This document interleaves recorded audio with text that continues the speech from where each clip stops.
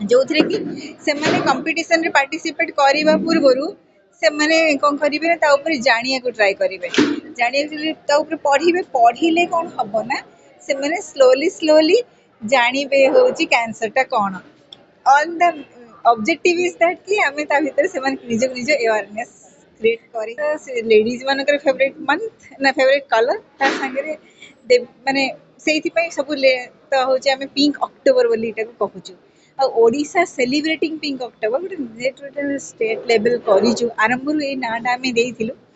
जे ओडिशा हमें केवल क्रिया नुह एटा this is the initiative of the society तो सेहिति में देइथिलु ओडिशा सेलिब्रेटिंग पिंक अक्टोबर मो लिली जेनामणि फाउंडर ऑफ क्रिया फाउंडेशन आमे क्रिया फाउंडेशन तरफ रु लास्ट 4 वर्ष ला करि आस्तु this is the 5th year आपण देखिथिबे लिखाई 5th एडिशन आ एटा खाली क्रिया फाउंडेशन रो नो एटा होची गवर्नमेंट ऑफ ओडिशा रो भी इनिशिएटिव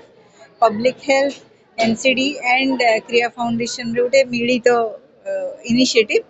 जो थ्री कि हमें यूथ मान को बेसी एजुकेट करूछु बिकॉज हमर गोटे अछि यूथ मान को जते हमें हेल्दी रखिबु हम नेशन हेल्दी रहइबो तो सेति पई हमें हायर एजुकेशन को मोस्टली प्रायोरिटी देकी स्टूडेंट मान को गोटे यूनिक वे रे अवेयरनेस करूछु तंकर पोस्टर कंपटीशन करूछु फर्स्ट ऑफ क्रिएटिव स्लोगन जो थे कि सेमाने कंपटीशन रे पार्टिसिपेट करबा पूर्वरु सेमाने कोन करिवे ता ऊपर जानिया को ट्राई करिवे जानिया ता ऊपर पढ़िबे पढ़िले कोन हबो ना सेमाने स्लोली जानिबे होची कैंसर ता कोन on the objective is that कि हमें ता भीतर सेमाने निज अवेयरनेस क्रिएट करै दैथिबे निज भीतर तो सेटा ही हमर मेन ऑब्जेक्टिव हमें एटा 4 वर्ष रानी करि आछू ए वर्ष भी हमें होपफुल अछु जे बहुत सारा स्टूडेंट माने पार्टिसिपेट करिवे आ एटा हम सक्सेसफुल हे परिबा एक्चुअली अक्टोबर मास को पिंक अक्टोबर कहा जाए बिकॉज देवी मांकर आह्वान हुए एटा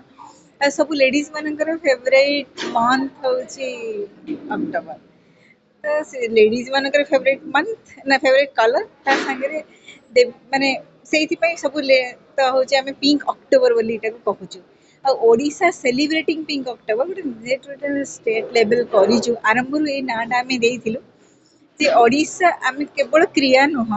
एटा this is the initiative of the society तो सेति में देइथिलु ओडिशा सेलिब्रेटिंग पिंक अक्टोबर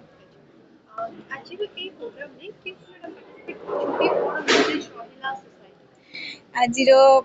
ए जो इनिशिएटिव रे आज प्रोग्राम रे बहुत जन अभिज्ञ डॉक्टर आस्तिले आमर होची